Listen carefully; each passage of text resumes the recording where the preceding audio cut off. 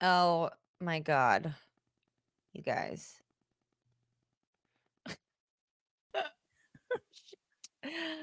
Okay. Hey. Ugh. Fallon, I think I'm going to check our channel to see what it says. Okay. It says we're live. So, let's give people a chance to get back in here. Oh my gosh, that was, oh, I think that was probably the roughest start yet. I see on mine it says 5 waiting for TSFU. I know, but then on the channel it says like that we're live. Weird. Okay. Maybe it'll take a second. If anyone can hear us, please let us know. I'm like, hello in the other chat. I saw you say hello. I just don't know if I don't see us like on the screen. We're in a new one, guys. Sorry. Shit. Okay. Bump. Yeah. Okay. YouTube.com. We're figuring it out. All right, you guys. I'm sending the new link for the. All right,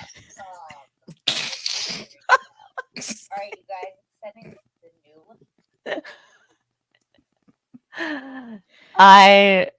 Can you hear me? Yes, I can I'm definitely hear a you. hot mess and a half. Okay.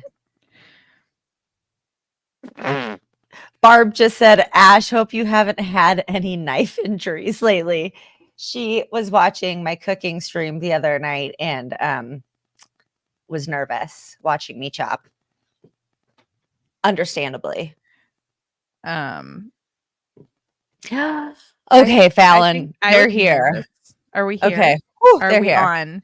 Pup Groomer says, Hey. hey, you may need to refresh it. Does that to me sometimes. Hi, Pup Groomer. You guys go subscribe to Pup Groomer's channel. I think like I know from a poet who says, here we are. Hey, friend. He has a channel too. Nice. Go subscribe, y'all. Barb, thanks for the link. Thank you guys for your patience while I learn things. I gotta delete that other stream because that's Peggy. I'm dizzy too. When I dropped out of the other one, there was an advertisement that was like the easiest way to stream, and I was like, yes, assuming we all know what we're doing here. Help us, please help us. Yeah. Okay. So we got this. Here we are. We're here. How is everybody today? Fallon, how are you today? I'm good. I'm happier now because I just spent like the last 10 minutes laughing at us trying to get in here. Yeah. No, it that was good. It's a good warm up. It's good times. Yeah. And I'm excited to talk about Holiday Magic. So I'm really excited for you to talk about Holiday Magic too. So should we introduce ourselves? Yeah, for sure. Let's do that. Okay. So, hey everybody, welcome to you probably know what this is. This is That's So 4 3 2 1. That's So Fucked Up, a podcast about cults, murder, and other generally fucked up stuff. Is it 4 minutes? Yep. 4 minutes in, you can swear. So I was like, ooh, we're at 356. Let me just. I was wondering if you were going to do a countdown to every time you said fuck, because we would be pausing a lot of times per episode. Take a lot of time. So Miss Sunrise Dawn is here from Georgia. And it looks like she's got a super cute kitty. Hi, hello, lovely. We've got a great crew here who comes and supports us. It's very, very nice. We're so excited. Yeah. Thanks for the shout out. Thank you guys for being here. Where the duck are you guys? I know, Alicia. We're here now. We're here. But I know there was it's a wild ride. So, you should do what they do on The Good Place. That's so forked up. I love The Good Place. That would be really fun. Holy shirt balls. Holy forking shirt balls. That Somebody is got me a so pin forked. that said that last year for Christmas. I have it on my iPad case. Says that's so forked up. Or no, holy forking shirt balls. I feel like we should do an episode where we do just I like that. I like that. But we'll have to come up with okay, you guys. So here's the fun idea. We'll think of like the top 5 or 10 swear words that we say the most. And then you guys could come up with replacements for them. Yes. And then we could have like a little table. And throughout the whole episode, whenever I want to say like, see you next Tuesday, I still really need to look into the rules of, well, because maybe on YouTube we have to switch it up because they're sassy with their rules. Does it have Sorry. to start the same? Sorry. Does it have to start with the same letter? Like if you want to say fucked up, does it have to start with an F? I guess to be funny. Yes. Let's think of the rules later. Well, I mean, like I like how you say rats instead of rats, shit or fuck or whatever you're replacing that with. So look, Peggy said, sorry if you've covered this. How did you two meet? Also said that I'll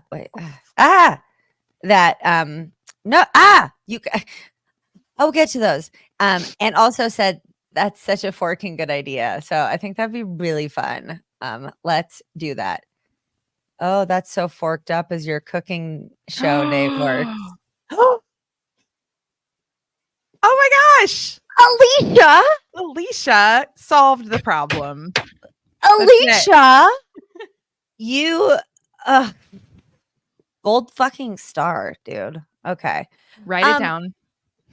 Peggy. So I birthed That's So Fucked Up almost 4 years ago now. The first episode came out in April, but I started working on it in February, probably. And so, you know, my baby's almost 4, and I've had a few co-hosts, and I swear it's not because I'm a total nightmare of a person. Am I driven? Yeah. But like, I went to school for this shit, you know? I really did. Like I went like because I was like, oh, you can't just grab a microphone and talk, which you totally can. But I was like, no, you have to go to school and get the degree and stuff.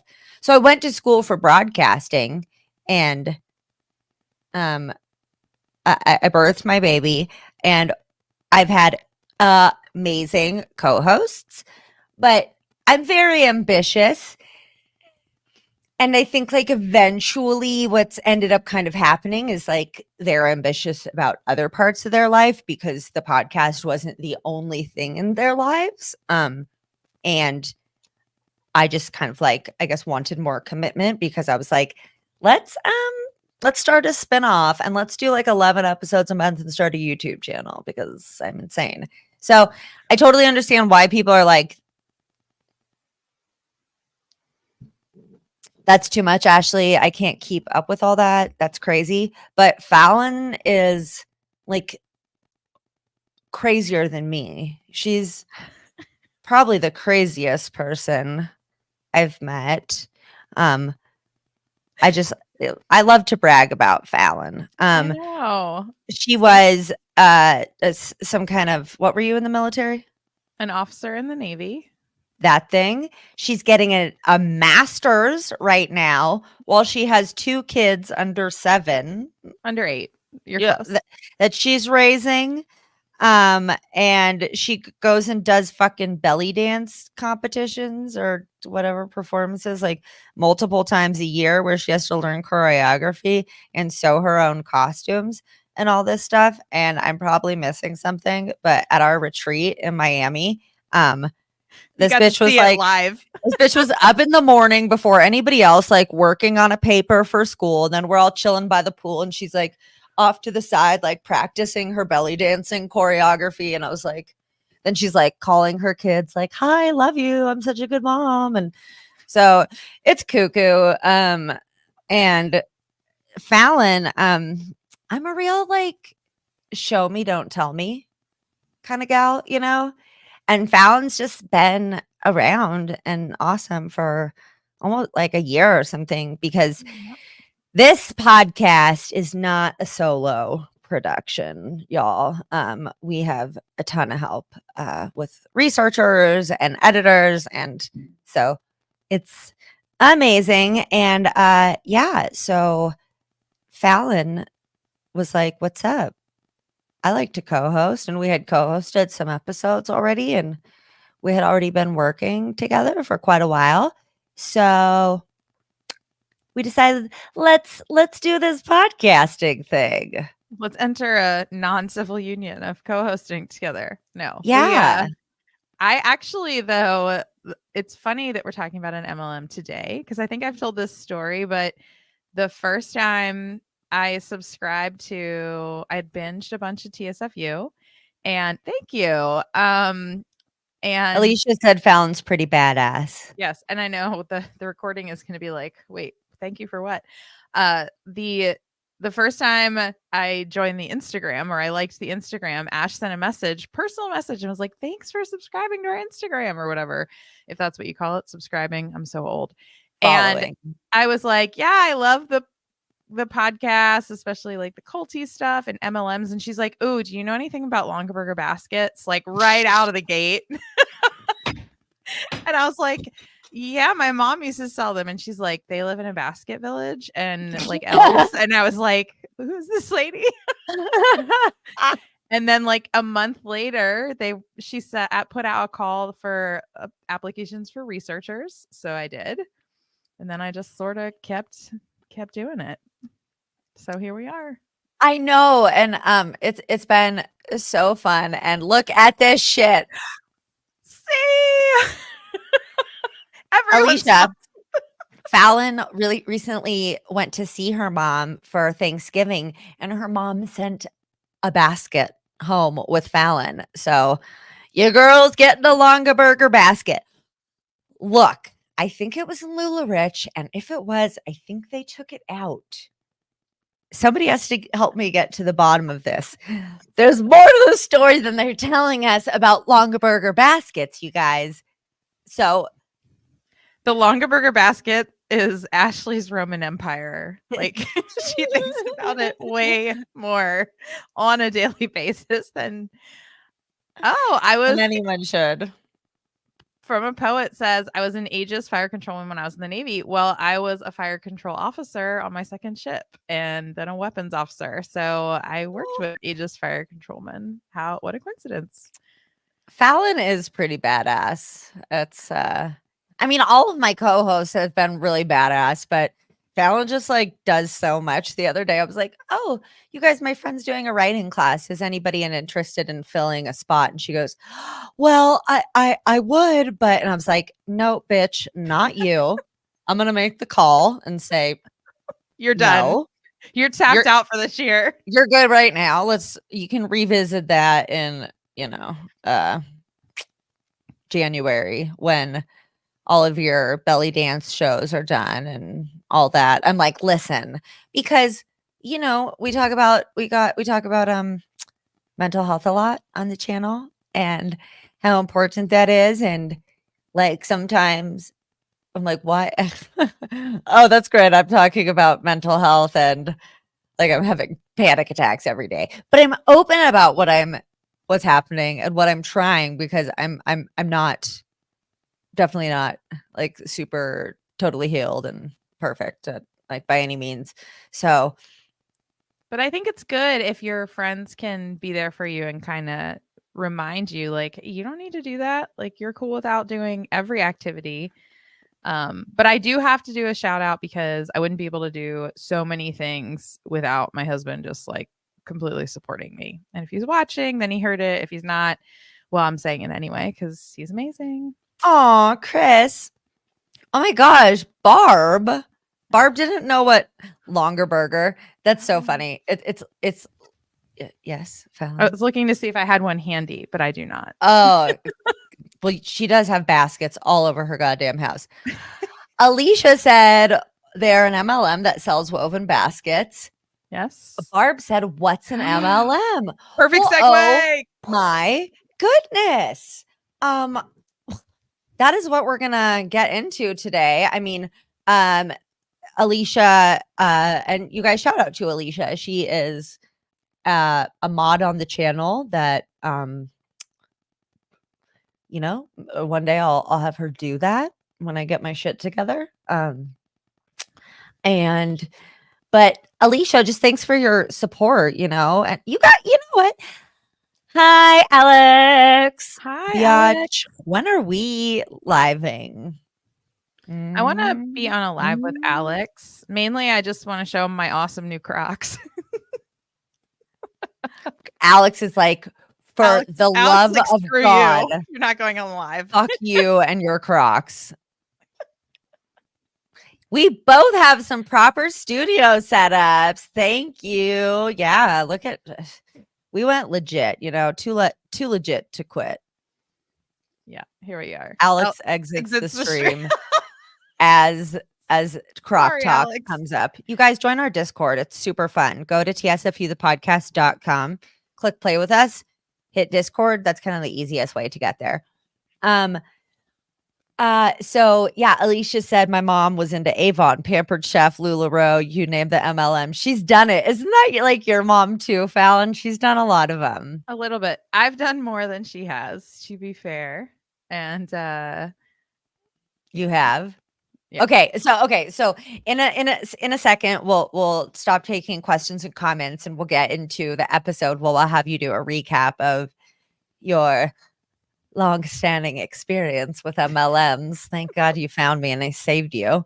Yes, I'd be in a gutter in an alleyway with a brick wall behind me. If it wasn't for Listen, you said it, not me. Poet says my ex-in-laws did a lot of MLMs just to get the discounts. They had way too much stuff.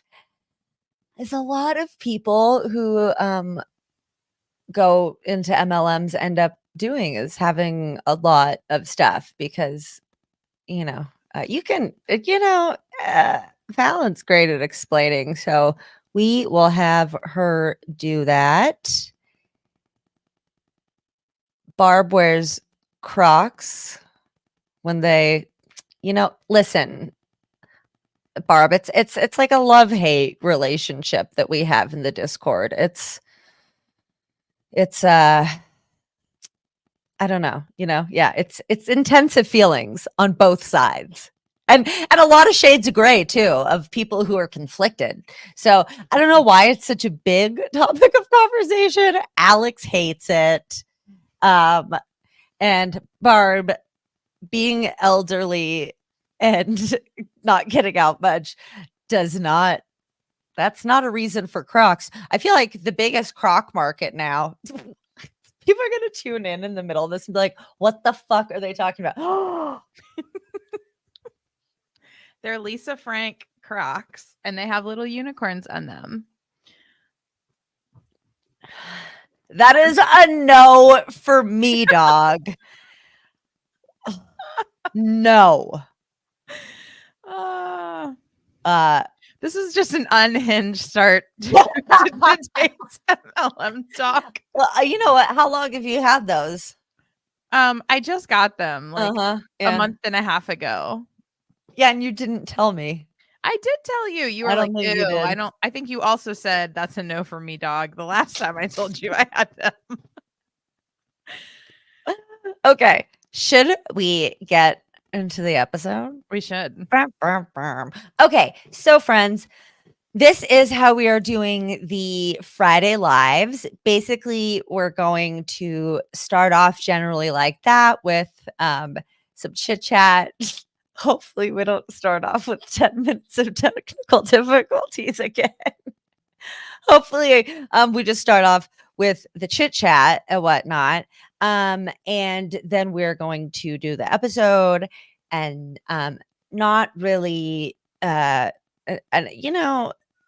Alicia, that's and Sophia, if is not here, will be here or we'll watch the replay. And Sophia and Alicia, that's probably what we could use help with is like starring comments in the background. Yeah, that would be good.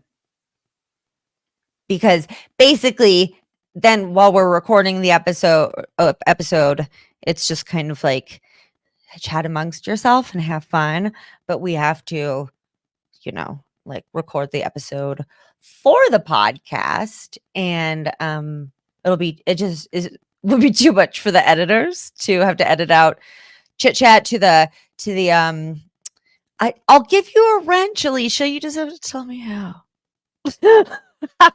How do you? What does that mean? Well, that means like you're a moderator, Like or like you have like a virtual wrench. Yeah. Like so you can do stuff. Yeah, we'll figure that out. And yeah, and then once we finish, even with a wrench, you can't do it on YouTube. I didn't know how to do anything, Alicia. Okay, yeah. See, that's StreamYard. Anyways, whatever. That's behind the scenes. Well, technical, it's like, do we do StreamYard so we can do all the starring and whatnot? Or do we do YouTube because then we can get 2 separate streams? Alex will help me. Thank you, Alex. Guide me in this YouTube world. Okay. See, this is how old are you, Fallon? 42? 42. This is the problem with you saying that you're old. Peggy says, but Barb, I'm a year older than you and I don't want to be elderly. So, and Fallon's like, I'm old. And then everybody says they're old. When I say old, I mean like it's hard for me to like rapidly keep up with the no time I have outside of work with new technology things. And Ash has told you all how I went away for 5 days and I came home and she had a YouTube channel. I was like, and we're going live. So we got a backdrop. And then today I messaged her and I was like, don't laugh at me, but do I put the ring light behind me or do I put the ring light in front of me? And she was just like responding with a row of laughing faces. She was like, dumb question. And I was like, yeah, it is. I love you. But that whole there are no dumb questions is untrue. I don't believe that. I mean, like, you should still ask if you don't know, but like, I was like, no, Fallon, I'm not trying to make you like a fucking angel with a halo. Oh. Well, I was just making sure. So, shall we do it? Shall we start? Do it. Yes. Okay. Yeah. All right. I just fixed my camera. I'm the worst. Okay. Okay. All right, guys. So here we go. We're going to we're gonna do the podcast thing now. So buckle in and we'll see you in a bit. All right, Fallon, ready? It's so weird though doing this. It's so weird then doing like a cold intro. Let's not do a cold intro. Let's keep it hot. Okay, we're gonna keep it hot. So we're on the YouTube. We're live because it's Friday at 2 p.m. Mountain Time, 4 p.m. Eastern Time. You guys, we know that that's not the real time, but we're saying that on the podcast because We need to tell them when to be here. Okay, thanks. Um, and yeah, we're here live on the podcast on the YouTube. So find us at TSFU the podcast live on YouTube because we're going to be doing live episodes every Friday. So not only can you see them early, but you can see our faces, which is pretty fun sometimes, and you can see the shenanigans that goes on behind the scenes, such as me not like understanding the technology that I'm planning on using now, right now. So, you get the polished version here on the pod, but over on the YouTube, you get Ash and Fallon raw dog in it. I couldn't help myself. Stop saying raw dog. I sent her an emoji today that said, "Stop saying raw dog," or a GIF. Stop saying raw dog. Oh, it's just so good.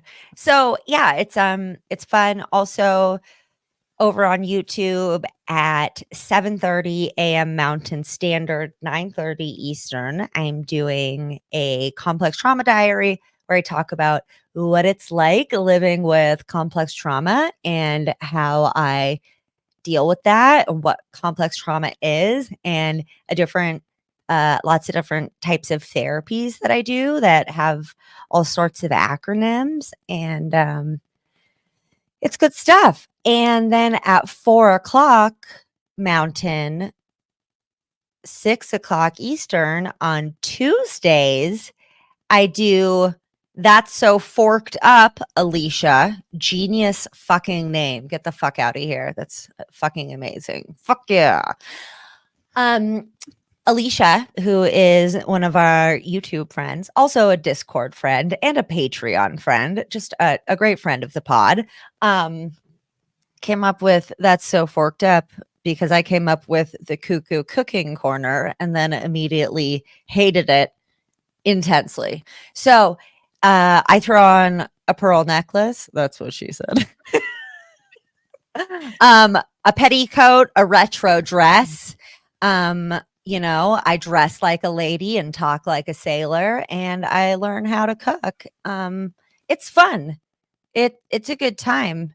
It you can come to be entertained. You can come to try to learn to cook with me.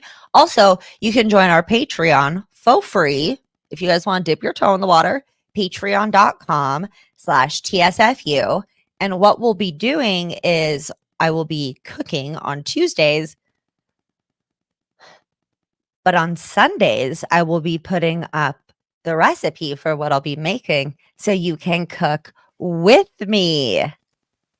What amazing planning ahead. How fun is that? No, and that actually requires me to plan that shit by Sunday, which, okay. Here we go. Again, let me know if you guys have any requests of what you'd like to see me make, since you hopefully will be cooking along with me at some point.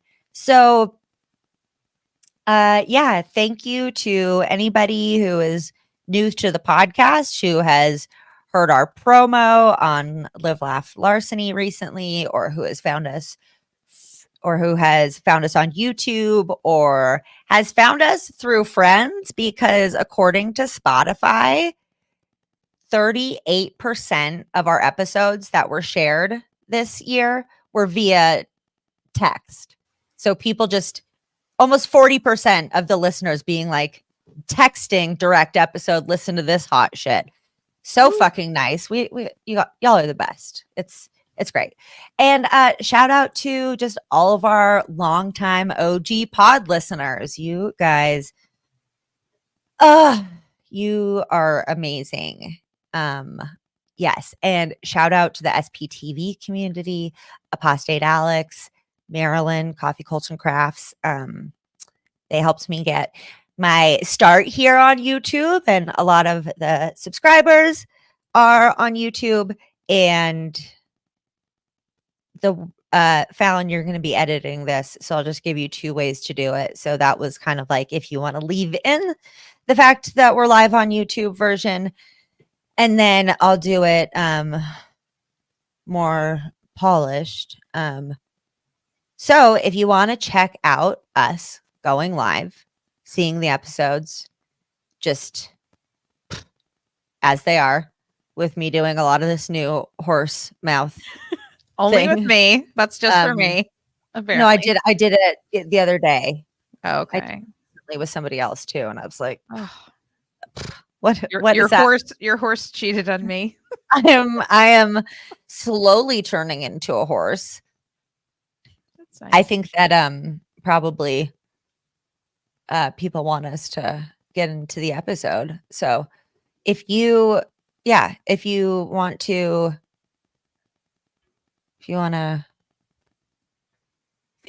listen, if you're watching live, you should check out our podcast. That's So Fucked Up. You can find it anywhere. And if you are listening on the podcast, check out our new live every Friday, 4 p.m. Eastern Standard Time. So should we get into the story today, Fallon Maury? Let's do it. Ashley Love Richards. Yep, that's who we are. I did that in a sneaky way. I was like, I forgot sneaky. to introduce us. We almost always forget to introduce ourselves. It's always a no, by the way. But that's okay. Because what's important a little bit is the story. Yeah, no, that's, I think, more than a little bit important, like the most important. So let's get into it. Yeah. All right. So we are today talking about, I'm so excited. Holiday Magic. Magic. And so Holiday Magic is an MLM. And for those of our listeners who are like, what's an MLM? Can you just give a brief explanation of what an MLM is and why you know so much about them? I don't want to talk about it because Ash is just going to MLM shame me. But an MLM, and this, if you ever want to go back and hear a lot more about MLMs, we did a couple episodes back in April or May and a whole series. But an MLM sometimes is called network marketing. It can also be called pyramid selling. They're pretty huge in the US. They make about $35 to $40 billion a year. Essentially what an MLM is a business model, and it is just it's been defined as having unsalaried sales teams, which are hierarchical, meaning they build below them, selling products directly to consumers in conjunction with some sort of recruiting activity. So if I am recruited into an MLM, I can sell product to make money, or I can recruit additional people under me and I get some percentage, or I make money off of what they sell as a bonus or something like that. So all MLMs are pretty predatory, and they really encourage that recruiting aspect because they need the funnel of people into the bottom of the MLM to push money up to the top of the MLM. And before anybody says, well, it can't hurt, like you recruit a couple people, this math has been done last week tonight with John Oliver did it. And then I actually looked it up on Reddit and someone had made a whole spreadsheet. But if you recruit 5 people under you. Of course they did. I love Reddit. And each of them recruits 5 people under them. After 13 cycles, you run out of people on the planet to recruit. So this isn't going to work out for everyone. Not everyone can be successful. A lot of people associate them with pyramid schemes, but technically, they are not the same thing. The FTC, the Federal Trade Commission, says if the MLM is not a pyramid scheme, it will pay you based on your sales to retail customers without having to recruit new distributors. But that's kind of a fine line that MLMs walk, because while they technically do pay you for sales, you can't really start making that sweet, sweet money till you recruit people under you and you start getting the bonuses off of that.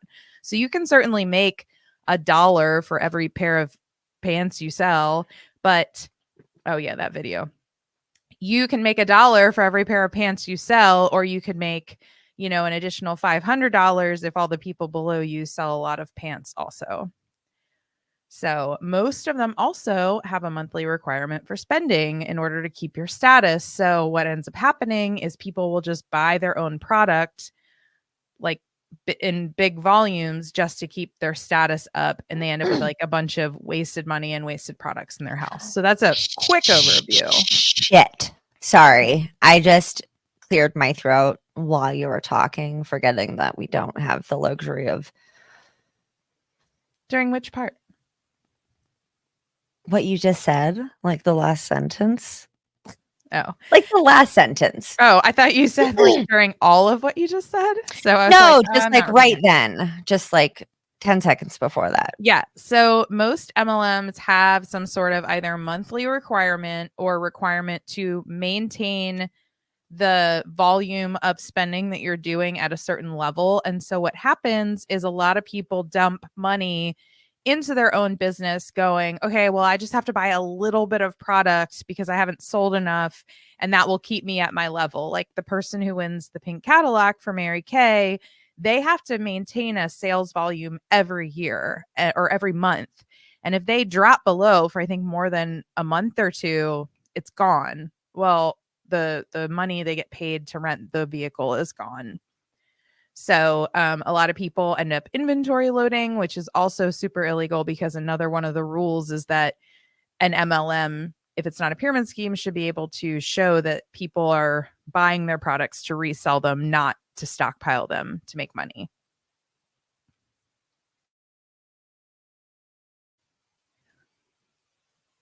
Yes, exactly. So 99% of recruited people lose money in an MLM.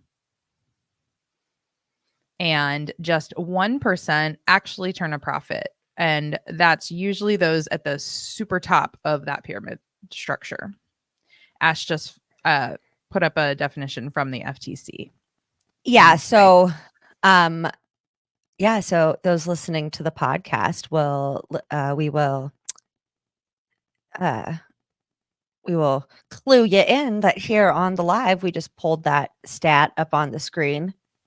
Yep. Actually, whatever. That's not that cool. That's not that cool. You just maybe just keep the stat in there. I don't like that. I don't like it. I don't like it. Take it out. The reason I learned about MLMs was not because my mom was a Longaberger salesperson. I didn't even know what an MLM was when I was previously married to a different person that I'm no longer married to, and they sort of pulled me into Amway, which is one of the biggest, oldest pyramid schemes out there. And I was kind of forced to go along with the super culty Amway business. And then for some reason, just 3 years later, I decided I would sell sex toys via a sex toy MLM called Pure Romance. To be fair, they also sold lotions, gels, and other things. But to be fair, Fallon also did carry around a suitcase full of dildos. Yes, I'm also known by my trade name, Suitcase Full of Dildos. SFD. Yeah, that's me. And I used to carry all my stuff in a big suitcase. And one time they all spilled in the parking lot. Good times. But I got out of that after just like 3 months when I lost, or 4 months when I lost just like a ton of money very quickly. And that one was Pure Romance. But I think they've deleted their MLM structure since then. Hold on. You lost a ton of money in an MLM? What? Get the fuck out of here. Aren't you absolutely shocked? Also, guys, just for a little bit of side info about Amway, they have a very evangelical thing going on, right? They do. So it's not just about selling laundry it's not just about selling laundry detergent and whatever the fuck else they sell. It's so random. laundry detergent was or household cleaner was really their original one. They bought a cleaner factory, but they sell laundry detergent, energy drinks, vitamins, toothpaste. During Christmas, you can buy your Christmas tree from them and it'll get delivered. They sell toilet paper in boxes of 50. I learned that when I had 3 boxes delivered in 3 subsequent months and had every cabinet in the house full of toilet paper, like low brand toilet paper. So like sandpaper for your butt, Oh, essentially. I like that. Who Who doesn't doesn't like that? who doesn't want, 150,000 sheets of low quality toilet paper? Okay, this is a fun tidbit to keep in the podcast. So you guys, one of the Hey, you can't steal that from me, Chris Morey. You can't. No. one of the things that you would get to see if you were watching live is Fallon's husband saying "suitcase full of dildos" was my band name in high school. Suitcase full of dildos, title of my autobiography. Yeah. No. No, Chris. Not up in here. Sorry. So I yeah, thought it was funny, but Fallon didn't like it. I didn't. No, I liked it just fine. So anyway, that's my experience. And then, of course, looking back, I realized my mom was in an MLM, and I have so many friends and close colleagues and everything that have done MLMs, and I don't know anybody who has ever been truly super successful in one. Okay. Raise your hand in the chat by putting any emoji if you have been in an MLM or had a friend who tried to sell you some MLM shit, or if you have some MLM shit. What, you got some LuLaRoe leggings laying around? You got some Herbalife mix? Whatever the fuck A they really sell. common one that people have and they don't realize is Pampered Chef. If you have Pampered Chef stuff in your kitchen, if you have Mary Kay or Avon Cosmetics. Yeah. Sorry, it's so hard not to not to respond to things in the chat. Stop being so funny, you guys. Yeah. Alicia, her mom sends her LuLaRoe for Christmas. Y'all, LuLaRoe is so bad. You should watch. Yeah, speaking for the podcast.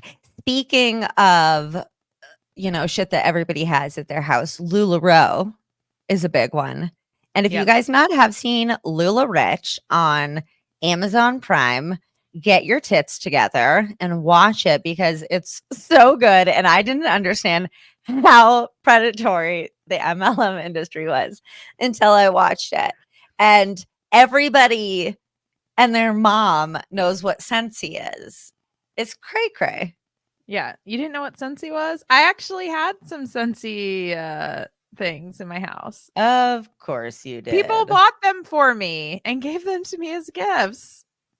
Actually, the MLM industry is so a part of our economy that if it went down tomorrow, our economy would crash.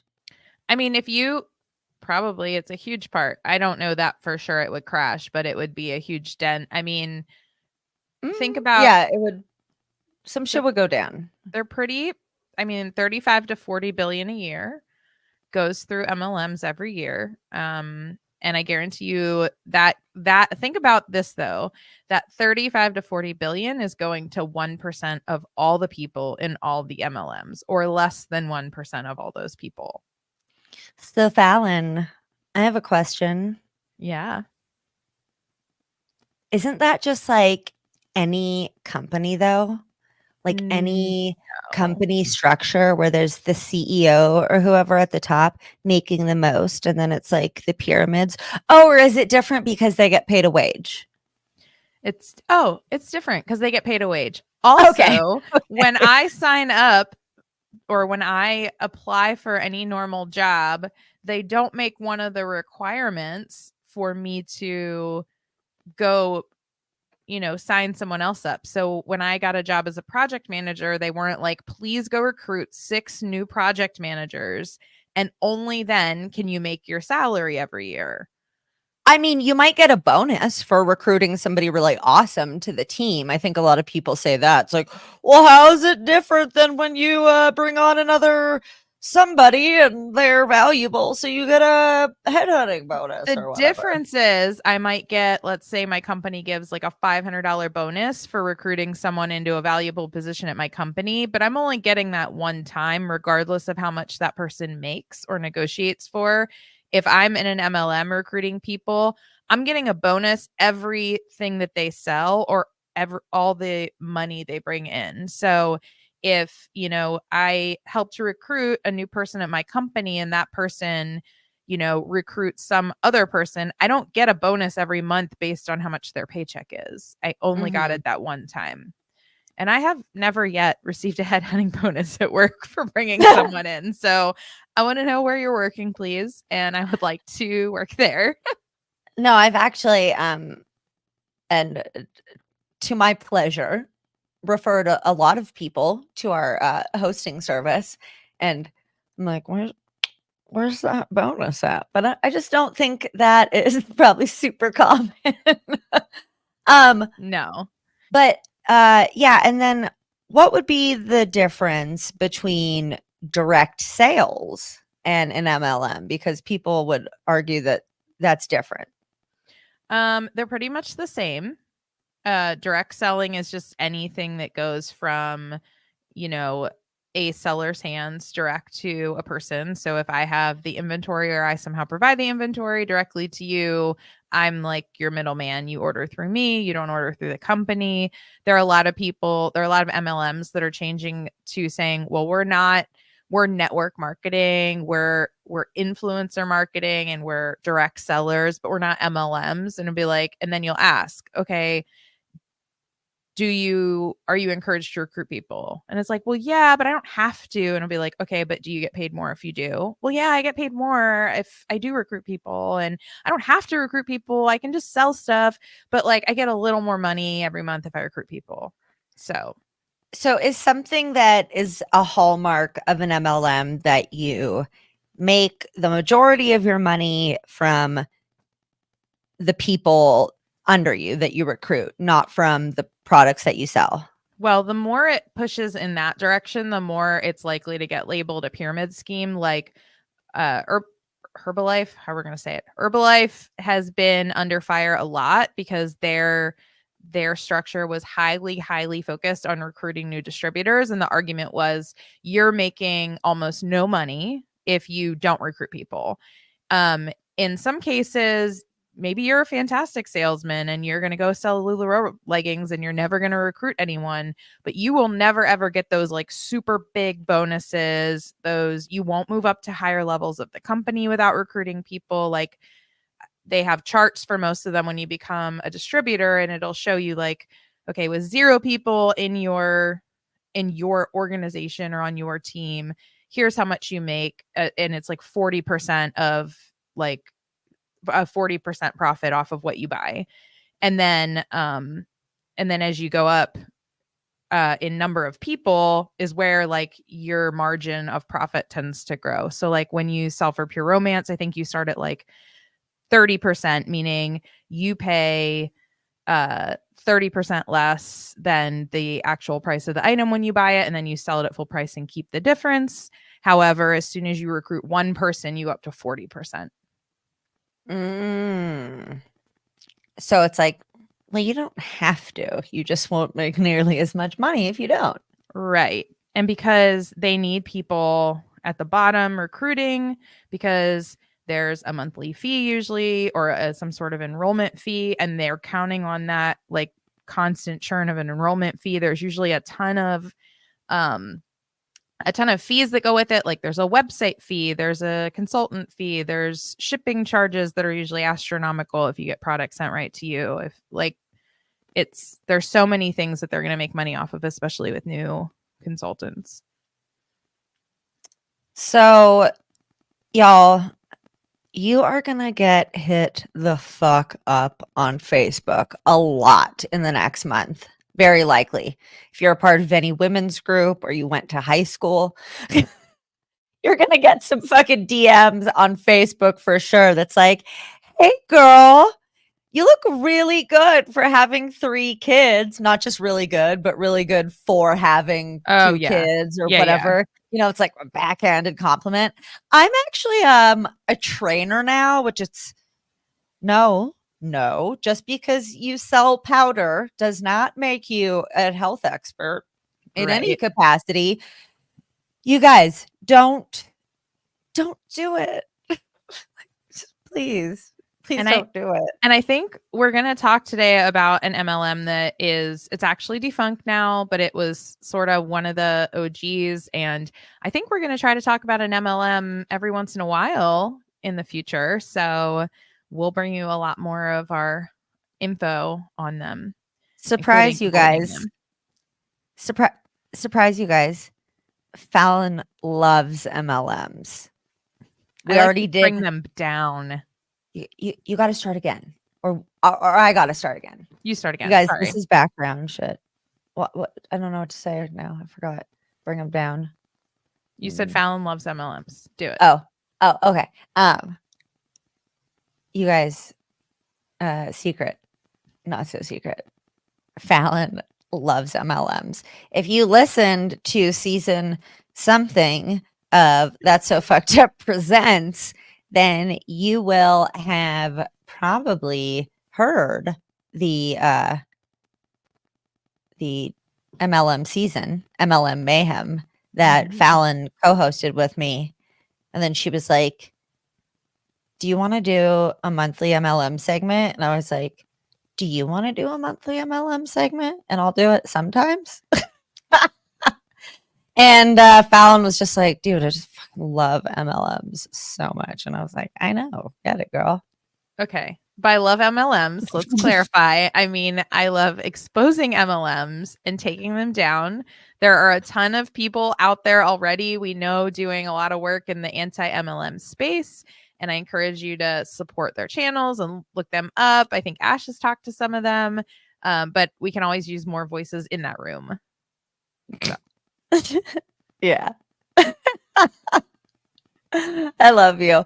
Okay. Hey, let's talk about holiday magic. Holiday Let's magic. get magical. I know that ooh, they were doing some wild shit back in the day. They were. So this Holiday Magic was not by far the first MLM, but they are definitely the one where if you ever take a college class on fraudulent business practices or a legal class that talks about fraudulent businesses, they're probably going to talk about Holiday Magic. And it was all started by this guy named William Penn Patrick. So Patrick claimed he was the poorest of poor self-starters. He was born on a farm. He was born on a farm in 1930. He claimed that he left home at the age of 15 with no more than $5 and a cardboard box full of stuff. His father later was like, "No, he didn't. That didn't happen." But you can be a self-made man with $20 in your pocket, dude. Like, you didn't have to get kicked out of your house to succeed. But I guess it worked for his narrative later. So it doesn't appear that he set out attempting to be super scammy at first. He had a pretty normal, like, young guy trying to figure his life out. He served in the Air Force for a while. He went to college at 2 different places, the University of Illinois and Sacramento State University. But he said later he didn't believe in education because education taught people to be afraid of life and not believe in themselves. So thank God his education didn't stick. Okay. Mm-hmm. Mm-hmm. Mm-hmm. A lot of words to say. I don't know. So he tried several businesses out, selling glassware to people on military bases, and also he tried selling jewelry. And in 1964, he was pretty down on his luck. He had a string of failed businesses behind him. He was declaring bankruptcy, and he just happened to be walking by an open garage in California, and he saw that someone inside had a garage full of cosmetics. The cosmetics were from a company called Zoline, and the man who owned the garage had all this inventory. I don't think the company was going out of business, but he was going out of business from selling them. So he was trying to offload his inventory. Patrick, Mm. Patrick bought all the cosmetics for $16,250, which is in today's money $168,500. I'm sorry. I thought he didn't have 2 nickels to rub together. This is what he had just in his savings, which I really Yeah, wish that after failure, I had that much sitting in my savings. Can I legitimately tell you how much is in my savings right now? I'm so excited to tell you this because it's going to prove what a liar he is. Nobody who is I've negative $1.32 in my savings. I should probably put a couple dollars in there so I don't get a fee. So if you want to buy us a cup of coffee, go to tsfuthepodcast.com. Yeah. Buy a cup of coffee. The crappy thing was these cosmetics were actually, I read an article that was by a trained cosmetologist who wrote about this company, and they said these cosmetics were actually ahead of their time. They were developed by 2 women, not typical at the time, that owned their own company. They had researched all these different types of skincare to make fruit scented cosmetics and skincare out of natural ingredients. The cosmetics were nothing special, but the skincare was, I guess, really advanced for the time that they were making it. And they would eventually continue to supply cosmetics to Patrick until the company, they became aware of the company's shady business practices. So Patrick buys the whole lot, and he immediately opens a company he called Holiday Magic. Nothing to do with holidays. I think more like Madonna holiday, like, you know, a vacation That's holiday. ridiculous. That is so dumb because when I heard about this, I was like, well, they definitely sell it's obvious that they sell wrapping paper and that kind of thing. No. I hate him and the business even more for having such a stupid name. You'll hate it more in a minute even. So Okay. he went MLM right away. He didn't even try to start selling them first. Immediately, he started selling distributorships in his company, meaning he started recruiting people into his mega downline. And there were already a number of cosmetics MLM companies out there. So Avon, Mary Kay were already in operation, as well as a couple of smaller ones. So this wasn't new. It was just another new entrant into the market. Mm-hmm. And interestingly, even the distributors didn't directly distribute the cosmetics. They would give them to event organizers who would give them to holiday girls who would sell them at parties and events. What kinds of parties and events? Because I'm imagining some girls in little Santa Claus outfits. No, they're actually, I found an ad about them, and like an old ad about invite your holiday girl over today. And it looks like they purchased airline stewardess uniforms from a flight company that went out of business, because they're all in like airline stewardess outfits with the little pillbox hats. So that's what the holiday girls look like. Very efficient. And it says on the advertisement that they're trained to apply makeup or trained in some school of grooming and beauty. So the ad actually says, ask your holiday girl over and she'll show you how to make the most of your natural beauty. So if anybody listening has ever gone to like a Mary Kay party or been invited to like I was as a teenager into a Mary Kay makeover ambush. Essentially, I guess it was sort of like that. They invite you over, they put makeup on your face, and hopefully you buy them or you join the company. Best case scenario, you join the company, right? Right. Because really this company was all about getting people into the ranks. However, something that Patrick did, which started to make it illegal right from the get-go was he started providing people the opportunity to buy their way into higher levels of the organization to make more money as they recruited people. So you could buy into something called the master level for around $2,400, and you could buy into the general level, like military general, for $8,750. And that was without selling product, without recruiting more people, etc. He's just Making up his pardon own. me. He's just throwing around words like holiday and general because he's selling cosmetics. This guy's unhinged already. Yeah. Who goes to into a room and goes, guys, I'm a general of cosmetics. Come listen to me talk about business. Yeah. And of course the holiday girls, because nobody likes women in the 60s. If they recruited someone in who made it to the master level, they would get $100 bonus for their effort. Hold on. Is a holiday girl not a seller? They're a seller, right? Not really. They're not a distributor. They're just somebody hired to use the products at parties to Hired sell by inventory. I think hired by someone in the company. Like I think they would get paid and then you could hire them to actually go in. Because most of the people joining this company are probably not like housewives and women. A lot of the people joining are men who are then like, oh, well, I don't know anything about cosmetics. So they give products to these girls that the company employs and the girls go to parties and sell them. Typical. So obviously this makes it much more like a Ponzi scheme from the get-go because the money was being poured in and rolling straight up to the top. And then that money that came from people buying distributorships was giving people who were at the higher levels little bonuses. So it was like money coming in was just being regenerated to pay other people. So is a Ponzi scheme where there's not really money coming in. The money that's coming in is from the people in the business and they're not getting real money paid back to them. It's all basically just fake money.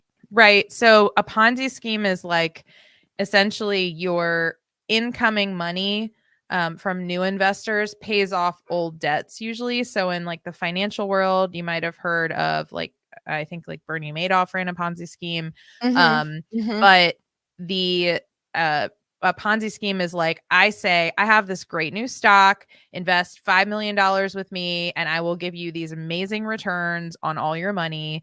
And I give you back money telling you that it's the stocks that I invested in are doing what I said they would do. But really, I'm just taking the money a new person just gave me to set up their stock account and I'm paying you with it.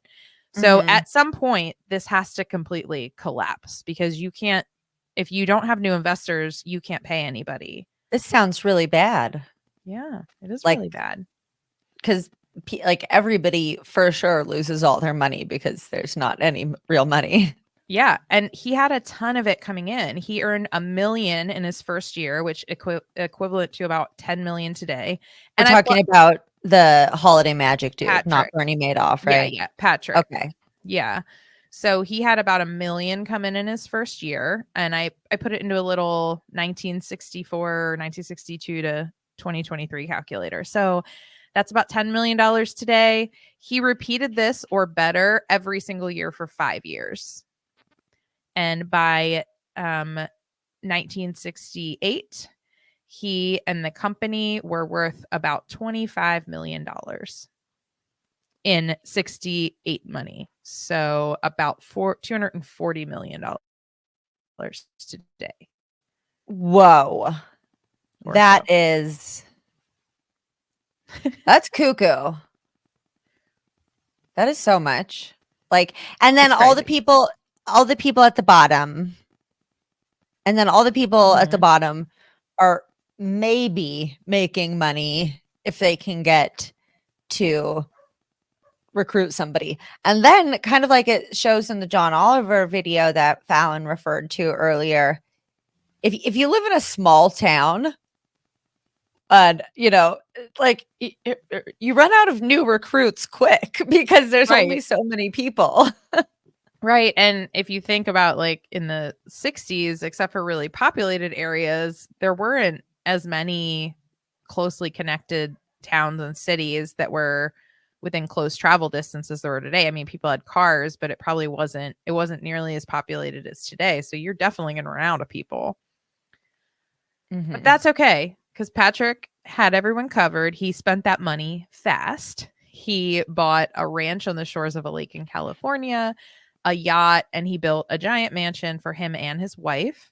He published a picture of the yacht in an advertisement and said, "Doesn't every cosmetics company have a navy? Probably not. But then every cosmetics company isn't Holiday Magic." This is reminding me of fucking Scientology. Right? Well, Why is the Navy being brought in? What is first, I know one yacht is not a navy. that? And B, what? Like, why do we need a C component to our cosmetics business? Right. What? What? I don't know. People love to, I feel, give things a kind of military structure to feel more legit or something. So, well, people went for it because within 4 years, the company had 60,000 distributors. Wow. And within 4 years, there were legal troubles, of course. The California State Attorney General's office sued the company for false advertising because Patrick claimed that people could make $2,200 a month, which is $18,600 in today's money, working full time. But at least he wasn't like today's MLMs, who a lot of them will say full time money in part For time hours. part-time work. You Oh, guys, if you see full-time money for part-time work, run the other way. yes, that's another If you hallmark. uh-huh. Or if you see live your best life or any version of living your best life with X company, no. Don't. Yep, those are two of the big ones. Yeah. Patrick kind of answered all of these legal troubles like an angry little boy. He would take out full page ads in the newspaper attacking the state attorney general and say that his constitutional rights were violated. And that's how he handled every legal trouble that came up, is he would immediately like run an article about the person, he would claim his rights were violated and then countersue them. That was like his way of dealing with things. Litigation abuse. Cool. Throwing a Cool. temper tantrum legally. One former employee of the company reminisced much later. This was a direct quote. "The whole organization, or lack thereof, was absolutely bizarre, run by a bunch of frat boys with not a business degree among them, but they had a PhD in pyramid schemes." Ew. Just like a bunch of fucking frat boys running a company that's primarily has female employees and female customers. Yeah. Gross. Was so So, of and that some of the time. people at the top that bought in are making bonuses, so they're sticking around, of course, and telling everyone it's so great because they're getting percentages of the bonuses, so they're very much part of the problem. There were also a lot of other legal troubles in so he meaning Patrick was obsessed with aviation and vintage aircraft, so he opened up a company called Spectrum Air that would buy and refurbish vintage airplanes from early wars and just that I guess were laying around. And in 1972, a plane that was piloted by the general manager of the company crashed shortly after takeoff into an ice cream parlor, killing 22 people, including 10 children. One of his planes Yes. who was flying it? The general manager of the airplane company he opened. He was never held responsible or even taken up for legal action, even though it was his company. He had no business owning airplane company. Yeah, he had no business owning a vintage military airplane, and nobody had business flying it, is like the whole argument. Is like Okay. no civilian in 1968 should have been, or 1972 should have been flying a World War II aircraft that was used in battle. Right. Certainly not that close to a town. Okay. I'm so excited. I mean, not because it's horribly abusive, but I'm really excited to hear about the seminars they start requiring people to go to. Oh yeah. So one more thing to mention, politically, they always go political, as you know, goes all the way to the top. He ran for governor of California in 1972 as an ultra conservative candidate. But he did not win because he got beat by Ronald Reagan, who got over 1.3 million votes, and he got like 30 some thousand. His response was to claim that a political pollster had rigged the polls against him, and he got sued for libel and had to pay the guy $300,000 because, of course, it wasn't his fault. I feel like that rigging the polls idea sounds like vaguely familiar. I don't know where. I don't know. Oh, yeah. I don't know. Yeah, keep going. Anyway, Patrick had been a student of a person named Alexander Everett. This was a man who I believe started his program in the UK, and it was a self-improvement course called Mind Dynamics. This course was based on principles like mind control, self-hypnosis, and meditation. And actually, the exercises might have been a little weird, but they weren't confrontational and they weren't super out there. They were just aimed at, improving your psychological coping skills and improving your psychology so that you could do better at things in your life. They moved to the I don't US. like that. You guys, I don't think self-improvement courses go well. I mean, I don't think untrained people should be giving out psychological advice. yeah. Just, just do your research. Find out if shit's culty because so much shit is culty. It's like this. Especially because, not surprisingly, Mind Dynamics was structured as a for-profit self-improvement company, but it also called itself a spiritual discipline because they are always spiritual. Well, that gives you a tax break usually. Maybe. Right? Maybe. Yeah. Well, I think you have to be a religion. Actually. So So Patrick bought over 50% of the shares of the company and became the majority owner of it. And he opened his own company called the Leadership Dynamics Institute, which taught some of the same principles, but was much more confrontational. I did not know that people went to this fucking leadership camp because he owned it. Yes, he owned it. So, of course, as like a separate company. So, of course, he made it mandatory that anyone at the high level or a certain level and above in this company had to attend the seminar of this company for $1,000. Of course. So it cost $1,000 to attain one session that was 3 or 4 days long. And the retreats were described as nothing short of a nightmare. There was one held at the Bell House Hotel in Beaconsfield, England, and it was held there because their previous location they had been kicked out of because the other hotel was like, this is too fucking weird. These guys cannot come here anymore. So the hotel employees during setup noticed that they saw coffins being dragged into the main ballroom meeting area. They saw people carrying in whips.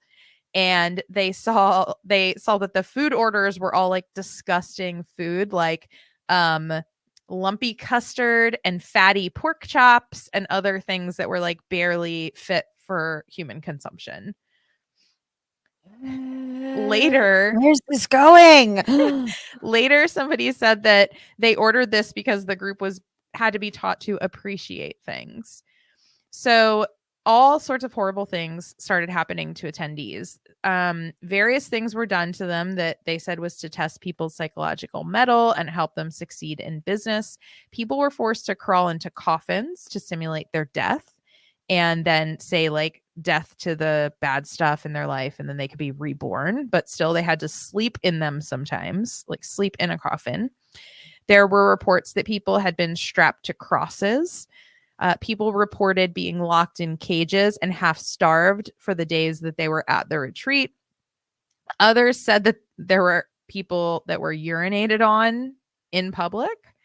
They hurled racist insults at Black attendees who, like everyone else, had been paid to be there. Dude, And wait, what? yes, This is a leadership institute. a dude started a company to sell makeup. They're selling makeup.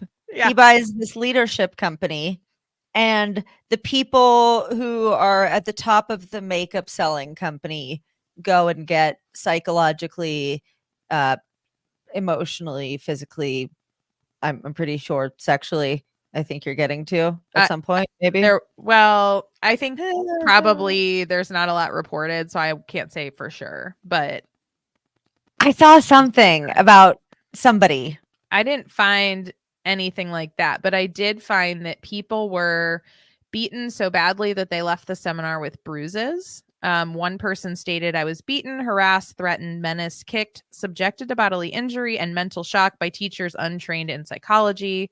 There was another guy who said that they had continuous lung and chest pains after they left the seminar for a while and nightmares for a long time after from what they endured.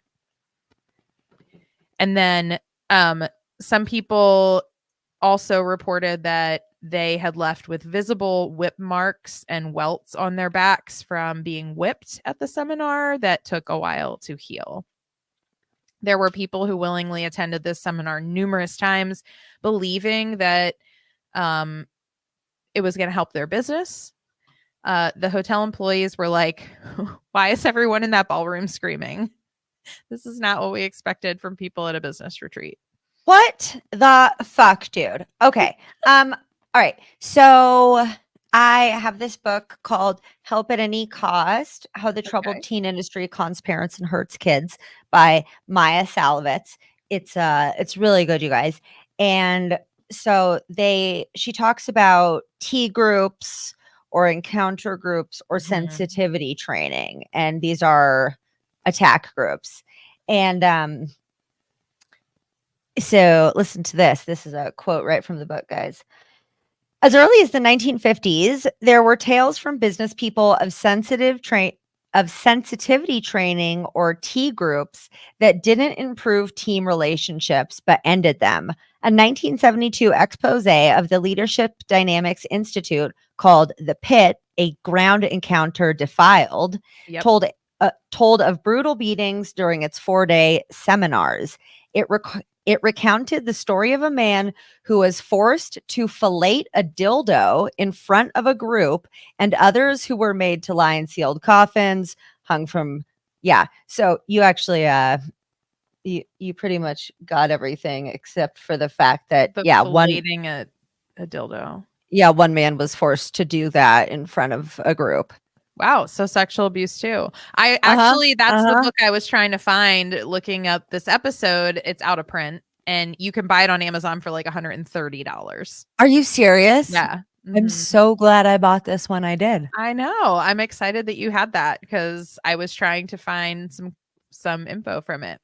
I'll read it to you. Or I mean, I'll send it to you once I'm finished reading it. You're going to read it to me. Call me right before bed and read me some Okay, chapter 5. Sally and Bob Bacon's Phoenix home looks like something. Okay, yeah. So, Patrick died. What the fuck? Okay, Patrick died. Thank God, he's the devil. In 1973. Fuck Patrick. He was flying. It's worse too because he had to take someone down with him. Of course, he was flying a World War II vintage battle plane that his company had repaired. He was doing stunts when he flew and crashed straight into like a mountain ridge and died. With him taking a ride that day was the president of Holiday Magic in Finland. So he killed an innocent person because he wanted to fly a vintage World War II aircraft. I'm sorry. It's not funny that he killed an innocent person, but that is like the third fucking cult leader that I've heard of dying in a plane crash in a week. Also, Gwen Shamblin from The Way Down. Who's the other one?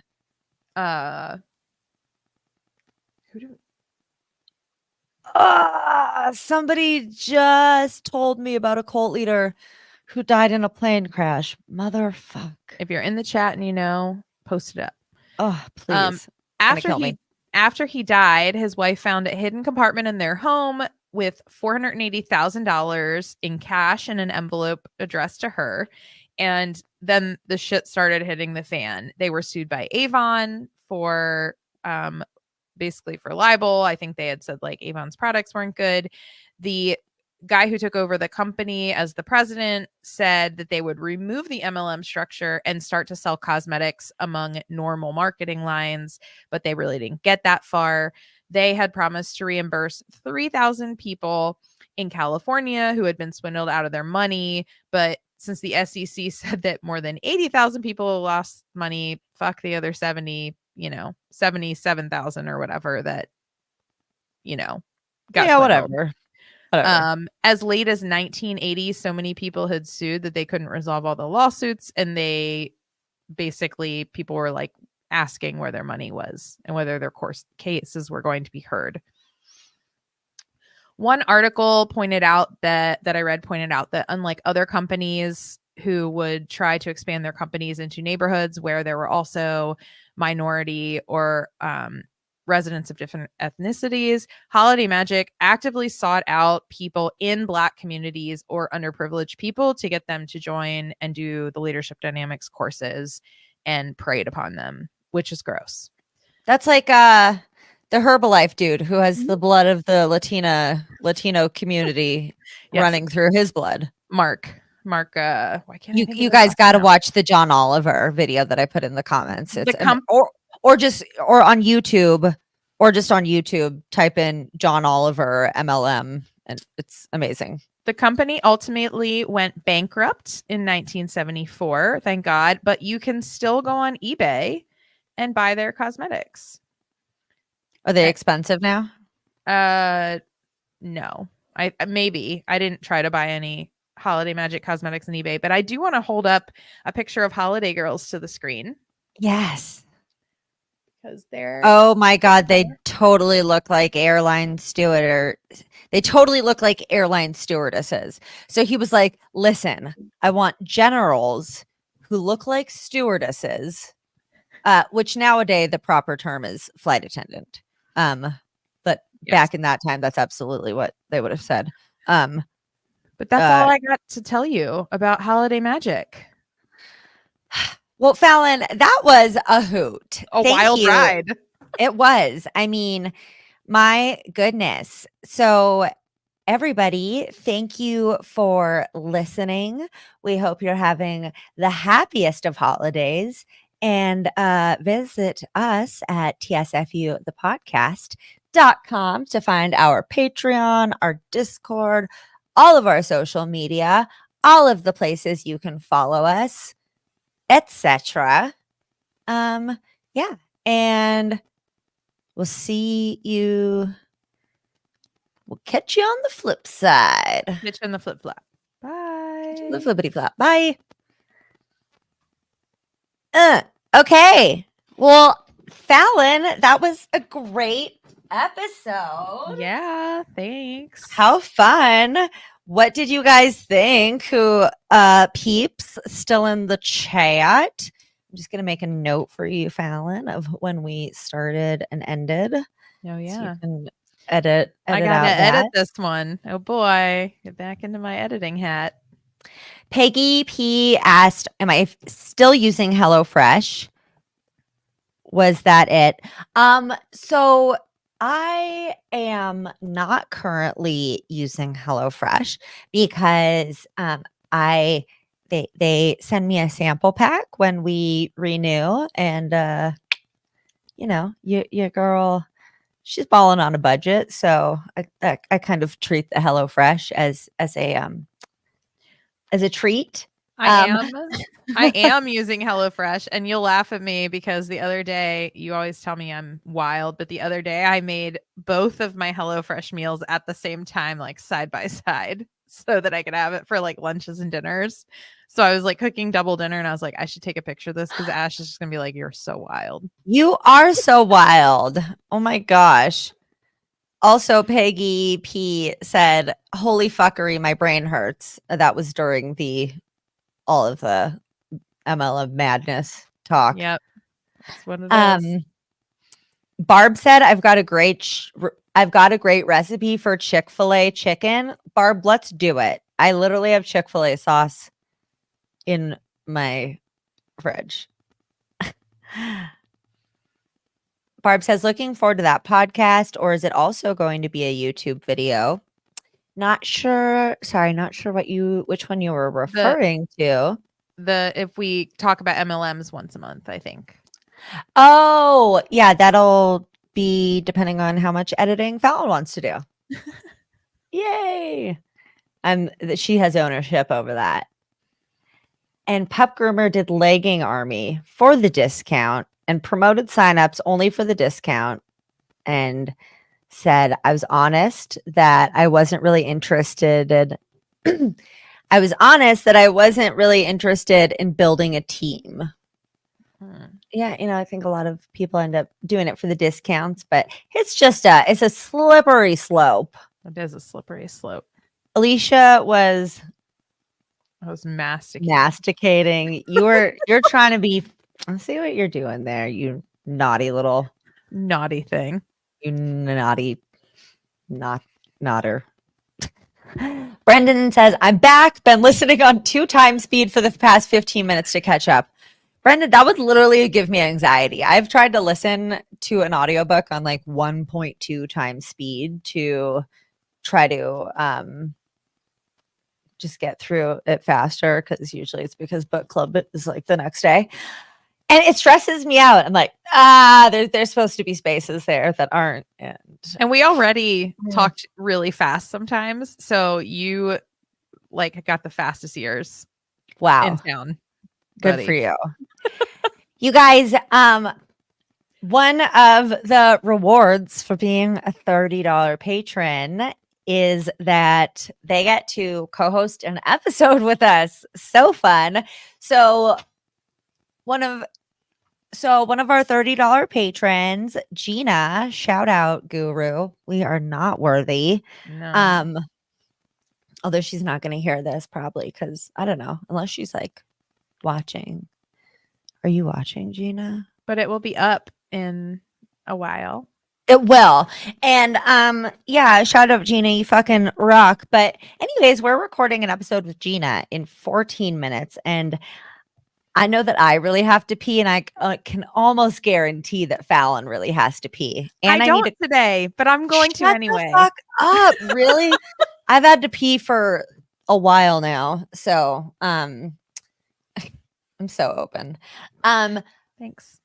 Yeah, so we're gonna get out of here. We're gonna go record an episode with our pal Gina about the worst towns in America. It's gonna be a little bonus. Should be pretty fun. And I might go live on Sunday morning to talk about Love Has Won, or I might not. I haven't decided yet if I'm going to give myself the whole weekend off or not. But if I do not, then I'll see you guys on Monday morning at 7:30 a.m. 6:30 Pacific, 9:30 Eastern for my complex trauma diary. Hi, Kat. Sorry you missed the stream, but it'll be available on replay in like 2 minutes. Yeah, and hello to replay crew. Thanks for being here, you guys. And if at any point you're like, boo, boring, if it doesn't hurt your situation at all, you can always just keep the stream going and put it on mute, because the watch hours and retention rate definitely don't hurt us, guys. Yeah, so we will be talking about more MLMs. I hope you guys have a super awesome day. And listen, that's the $30 level where you get to co-host an episode, but you get lots of cool stuff at the lower episodes. At just $5, you get stickers, a handwritten thank you card, a keychain, ad-free episodes, monthly bonus episode of Ash Learns the Bible, where I learn about the Bible. Half of every TSFU season that comes out in the future. That's right. Only Presents That's So Fucked Up presents starting in December is the first 2 episodes will be on the regular feed of the podcast, and the second 2 will be Patreon exclusive. That's right. And I feel like you get a discount on merch, a shout out on the show, all kinds of cool stuff. That's patreon.com/TSFU. If you guys are loving what we do, and you have $5 a month to spare, totally get it. If you don't, though, if you don't, and you're loving what we do, a rating or review on any of your podcast platforms, a subscribe on here on YouTube or a podcast platform, like the video, all that good shit. That's right. Alicia said it's worth the membership, and Thank Alicia, you. you should listen to Alicia. Be like Alicia. Alicia's smart. So thanks so much, you guys. Have a great day, and we'll see you later. Bye. Bye.